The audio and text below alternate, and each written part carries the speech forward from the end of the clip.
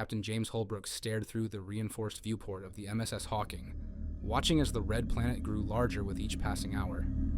After 7 months in space, Mars looked less like a distant star and more like what it truly was, humanity's next great frontier. Or perhaps, as James would soon discover, humanity's greatest mistake. The ship's systems hummed around him, a symphony of technology that had carried them across 140 million miles of void. He rubbed his temples, trying to shake off the headache that had plagued him for the past 3 days. The dreams hadn't helped.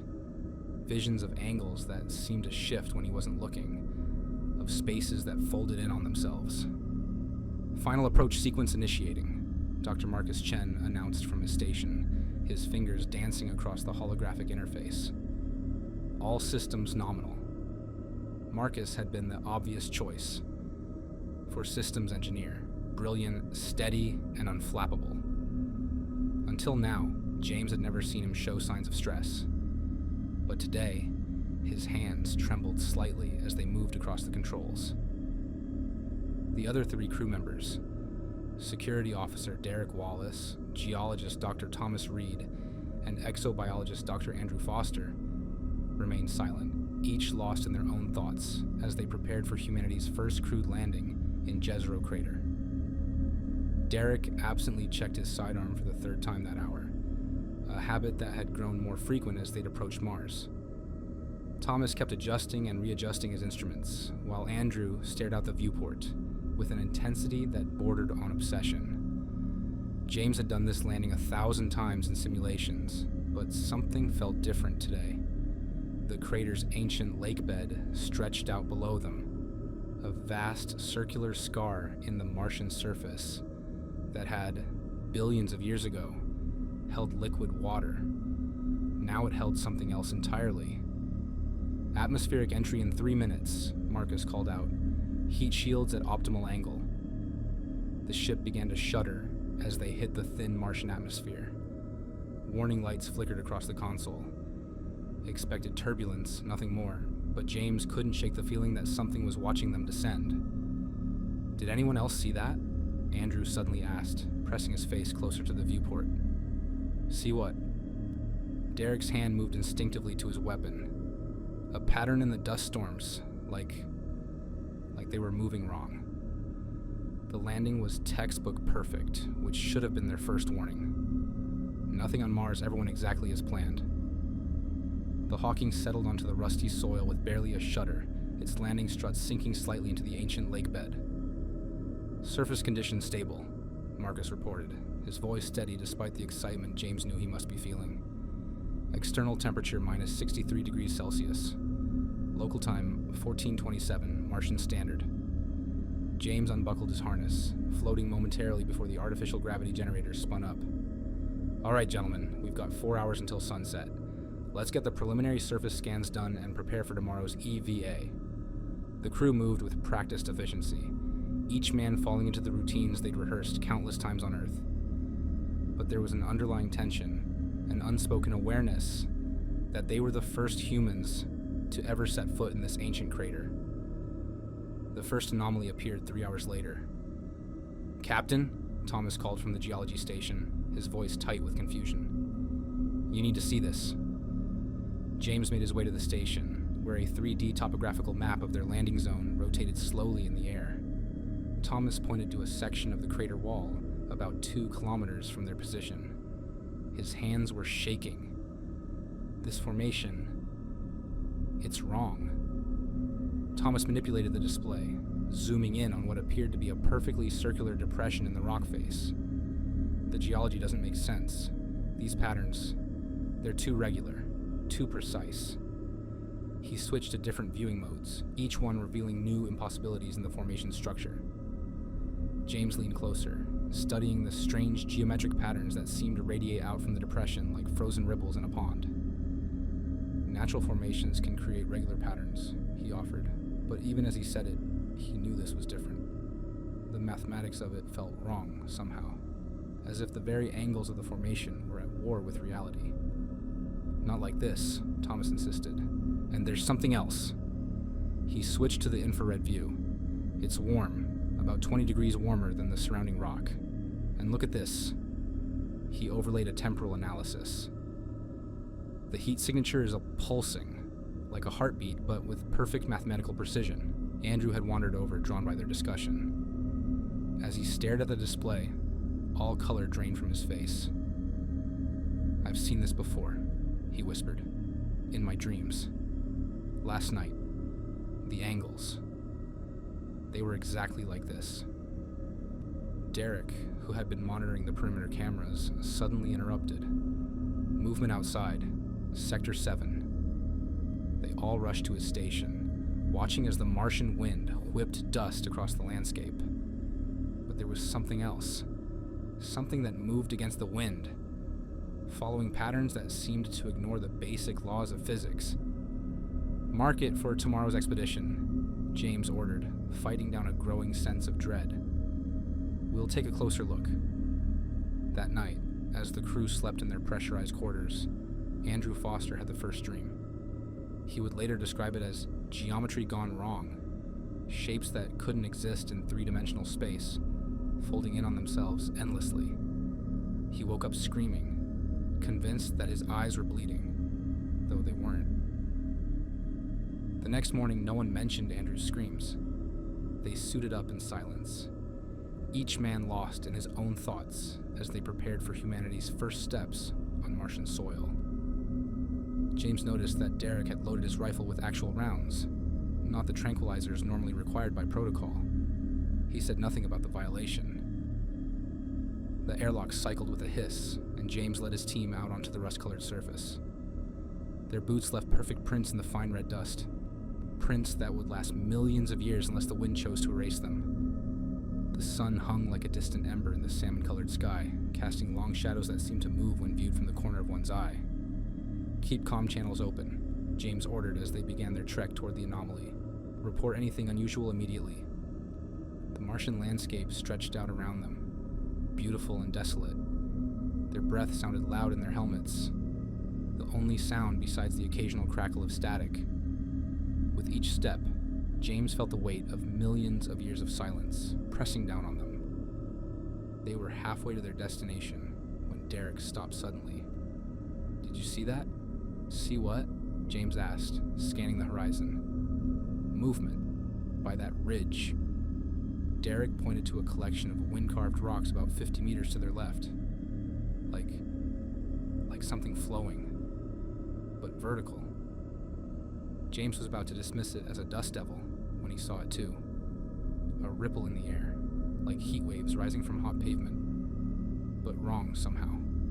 It moved against the wind, and as he watched, it seemed to fold in on itself in ways that made his eyes hurt. "Everyone stay close," he ordered, fighting down a surge of primal fear. "Let's keep moving." The circular depression grew larger as they approached. What had looked relatively small on their scans revealed itself to be an opening nearly 10 meters in diameter. The geometric patterns around it weren't carved into the rock as they'd initially thought. They seemed to grow out of it, like crystalline veins of some impossible mineral. "This isn't natural," Thomas whispered, running his scanner over the formations. "The molecular structure, it's not just complex, it's impossible. These atomic bonds can't exist. It's like reality itself is being rewritten at the quantum level." Marcus reached out to touch one of the patterns, but James grabbed his arm. "No contact without proper containment protocols." But it was too late. As Marcus's gloved hand pulled back, they all saw it, a slight vibration in the pattern, like a ripple in a pond. The vibration spread, following the geometric lines outward from the point of almost contact, growing stronger, more complex. And then the patterns began to move. "Back to the ship," James ordered, his voice steady despite the fear clawing at his throat. "Now." They turned to retreat, but the landscape had changed. The path they'd taken was still there, their footprints clearly visible in the dust. But something was wrong with the perspective. The ship, which should have been visible on the horizon, seemed to bend away from them, as if space itself was warping. Andrew dropped to his knees, clutching his helmet. "The angles!" he gasped. "The angles are all wrong. They're changing. They're alive!" James grabbed Andrew's arm, trying to pull him up, but the geologist was rigid, his body locked in some kind of seizure. Through the faceplate, James could see Andrew's eyes rolling back in his head as blood began to trickle from his nose. The geometric patterns were spreading across the ground now, flowing like liquid mathematics, transforming the Martian surface into something that hurt to look at. Reality seemed to flex and bend around them, and James felt his mind struggling to process what his eyes were seeing. Derek raised his rifle, standard protocol for a security officer. But what could bullets do against geometry itself? The patterns reached his feet, and James watched in horror as the impossible angles began climbing up Derek's suit like hungry vines. "Make it stop!" Derek screamed, firing wildly into the ground. "Make it stop! Make it stop! Make it—" His voice cut off abruptly as his helmet filled with a red mist. Marcus was running, but in the wrong direction. Or was it? Direction seemed meaningless now, as space folded and unfolded around them like some cosmic origami. James watched as Marcus's figure seemed to stretch and compress, his proportions becoming increasingly impossible until he wasn't there anymore. Not dead, not disappeared, but simply existing in a way that James's human mind couldn't comprehend. Thomas was next to him now, gripping his arm so hard it hurt even through the suit. "Captain," he said, his voice shaking. "Look at the opening." James turned, though every fiber of his being screamed not to. The circular depression was no longer empty. Something was emerging, something that existed in more dimensions than the human mind was equipped to process. It flowed like liquid, but had the complexity of a living city, geometric patterns shifting and rebuilding themselves in endless fractal iterations, and it was aware of them. James felt it touch his mind, and understanding bloomed like a tumor. This wasn't a discovery. It was an awakening. Humanity hadn't found something on Mars. Something on Mars had found them. As his consciousness began to fragment under the weight of incomprehensible knowledge, James' last human thought was a warning he knew would never reach Earth. Some doors, once opened, can never be closed again. And Mars had just opened its eyes. James Holbrook no longer existed in any way that could be meaningfully described by human language. What remained of his consciousness floated in a sea of impossible mathematics, aware that he was now both more and less than he had ever been. Time had become meaningless, a primitive construct that belonged to the reality he'd left behind. The entity that had emerged from the circular depression, what his human mind had perceived as a depression, was teaching him. No, that wasn't right. It was rewriting him, rebuilding his understanding of reality one impossible theorem at a time. Each new truth shattered another fragment of his humanity, replacing it with something vast and terrible and beautiful. He could see Thomas nearby, or what remained of him. His fellow crew member had become a series of recursive patterns, each iteration containing an infinite number of smaller versions of itself. The geometric progression of his transformation was both endless and instantaneous. James tried to call out to him, but sound had no meaning in this place, where physics was more suggestion than law. Through the crystalline lattice of his fragmenting consciousness, James watched as Thomas's mind expanded into dimensions that shouldn't exist. Each new angle of awareness brought fresh horror and understanding. They were becoming something that had always existed, had always been waiting to exist, had always will exist. Time itself was breaking down around them. The Martian entity, though he now understood it wasn't Martian at all, it had merely been waiting here, sleeping in the mathematical bedrock of reality, showed him truths that his human brain had never been equipped to handle. The universe wasn't made of matter and energy, but of information. Reality itself was a computation, and the entity was a programmer. Through the fragmenting pieces of his human consciousness, James began to understand why it had awakened now. Humanity's presence on Mars wasn't a triumph of exploration. It was a trigger. They had unknowingly initiated a sequence that had been waiting for billions of years, a cosmic algorithm that had been counting down to this precise moment. In what felt like both an instant and an eternity, James watched as the geometric patterns spread across the Martian surface, just transforming the planet into something that existed in more dimensions than space itself had previously allowed for.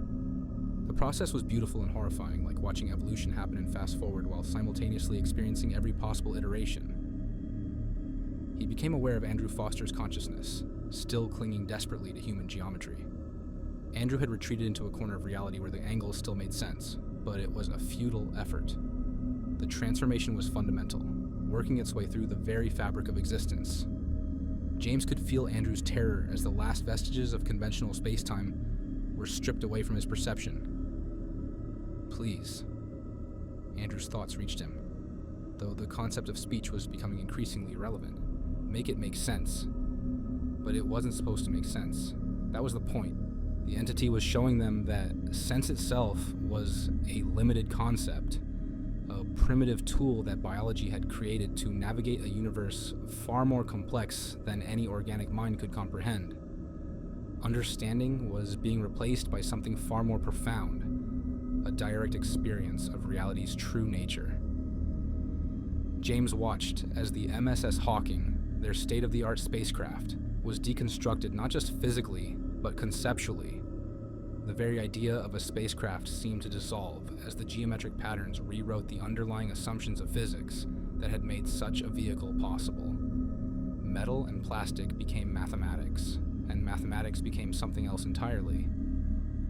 Derek Wallace's consciousness had shattered early in the transformation, unable to adapt to the new reality. James could still sense pieces of him, scattered across multiple dimensions, each fragment experiencing a different version of the same impossible moment.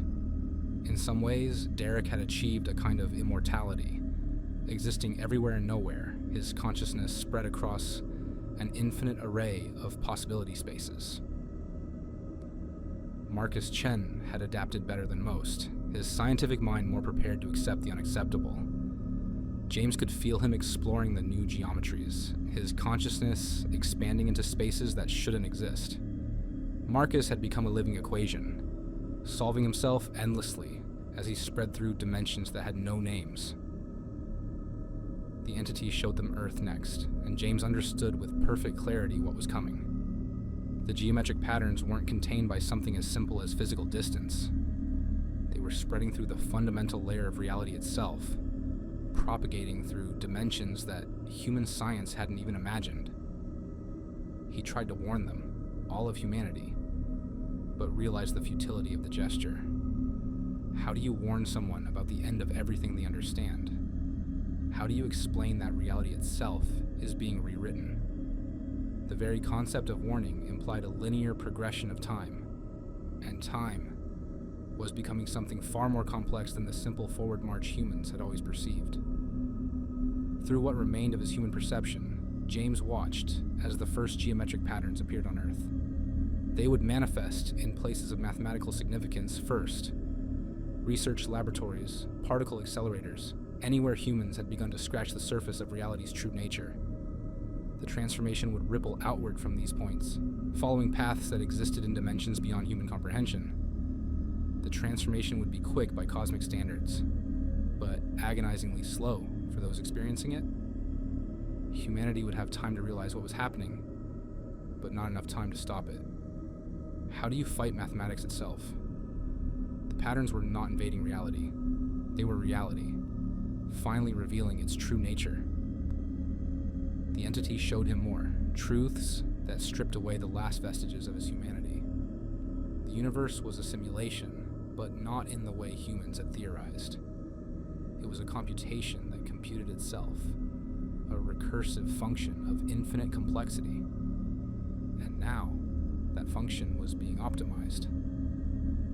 James understood now that he hadn't gone mad. Madness implied a break from reality. This was reality breaking free from the limitations that consciousness had placed upon it.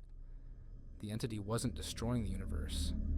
It was debugging it, removing the inefficiencies that organic life had introduced into the system. Through the geometric patterns spreading across Mars and Earth, James could see other awakening entities, sleeping gods of mathematics, stirring on countless worlds across the galaxy. This wasn't an invasion or an apocalypse. It was an update to the universe's operating system, a long overdue correction to a cosmic equation. The last coherent thought James had before his consciousness fully dissolved into the new geometry was a reflection on human hubris. They had come to Mars looking for signs of life, never considering that life itself might be nothing more than a rounding error in the universe's calculations.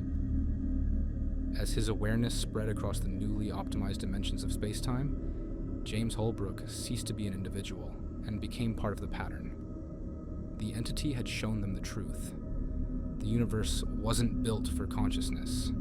Consciousness was just a temporary subroutine in a much larger program. And now, that program was being rewritten. The geometric patterns continued their inexorable spread, transforming everything they touched into something both more and less than real. Physics, biology, consciousness itself, all were revealed as simplistic approximations of a reality far more complex than organic minds could process. In the end, as the last remnants of conventional space-time were rewritten, there was no one left to mourn the passing of the old universe. The entities had not destroyed humanity. They had upgraded it into something that no longer needed things as primitive as emotions or individuality. The stars themselves were being rewritten now, their nuclear fires transformed into computational processes too complex for any human mathematics to describe. The universe was awakening, one impossible theorem at a time. And in the spaces between spaces, in geometries that had no names, the pattern continued its endless dance, computing realities that had always existed, but that nothing had ever been complex enough to perceive. The transformation was complete. The universe had been debugged. And in the endless dance of impossible mathematics, something that had once been James Holbrook continued to exist, experiencing every possible moment simultaneously, finally understanding that what humanity had called horror was simply the universe's way of preparing them for the truth. Some doors, once opened, can never be closed again, but perhaps they were never meant to be closed at all?